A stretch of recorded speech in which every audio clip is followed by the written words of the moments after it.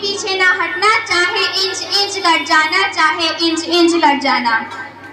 इस तरह पूरा परिवार अपनी देशभक्ति साबित कर रहा होता था। तब देश बलिदान मांगता था, तब देश मर जाने को कहता था, तब देश लड़ जाने को, मिट जाने को, फांसी चढ़ जाने को कहता था। किंतु आज देश लड़ जाने को नहीं कहता, आज देश मर जाने को, मिट जाने को, फांसी चढ़ जाने को नहीं कहता।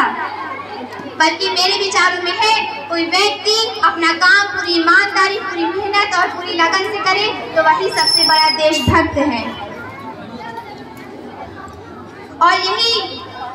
और मैं नहीं मानती कि व्हाट्सएप और फेसबुक की डीपी को 3 रंग में रंगना ही सबसे बड़ी देशभक्ति है। और यदि आप कहेंगे कि साल में अपने हाथ में 2 बार तिरंगा ले लेना देशभक्ति है, तो मैं पूछना चाहूंगी कि फुटपाथ में रहने वाला वो बच्चा ट्रैफिक की छांव में नंगे पांव में जब तिरंगा बेच रहा होता है, तो क्या उसे आप उसकी देशभक्ति कहेंगे?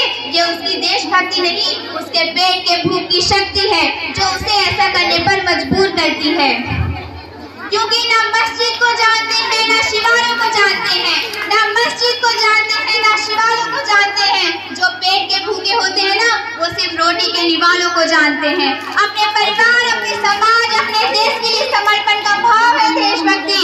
और हर देशद्रोही के जीवन में आने वाला तूफान है हमारी सच्ची देशभक्ति, ताकि हर देशद्रोही ये समझ सके कि अगर तो परिंदा है तो ये आसमान तेरा है, अगर तो दरिंदा है तो ये शमशान तेरा है। भाईचारे से रहना है तो रह इस जमीन पर, वरना ये कब्र भी तेरी है और यही कब्रिस्तान तेरा है। और मैं बता दूं, महिला सुरक्षा के मामले में हम आज भी 4थे नंबर पर आते हैं। हम एक ऐसे समाज में जीते हैं जहाँ पत्थर की मूरत को लगते हैं 56 भोग और भूखे नंगे तड़पते सो जाते हैं लोग, भूखे नंगे तड़पते सो जाते हैं लोग। मजदूर को मजदूर समझिए, मजबूर नहीं। गरीब को काम दीजिए, दान नहीं। और अगर दान देने के इच्छुक है तो जीते जी रक्तदान दीजिए और मरने वाले को अंगदान कर किसी मरते हुए को जीवन दान दीजिए। यही सच्ची देशभक्ति और यही सच्चा राष्ट्र प्रेम है।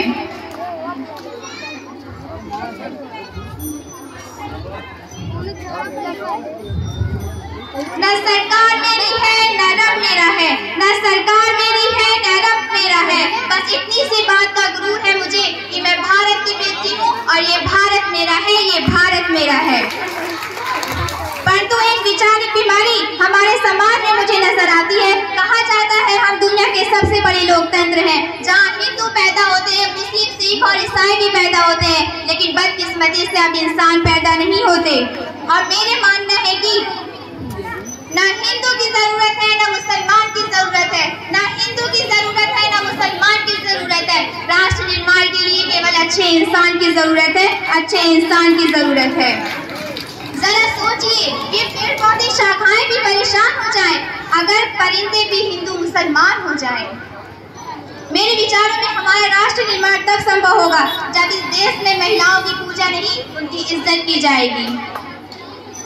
हमारा राष्ट्र निर्माण तब संभव होगा जब हम जाति का दरक्षक नहीं बल्कि सामाजिक शक्ति पर बात करेंगे। बड़ी बड़ी बातें नहीं, छोटी छोटी कोशिशें करनी होंगी, क्योंकि ठोकर हमें पहाड़ से नहीं पत्थरों से लगा करती है।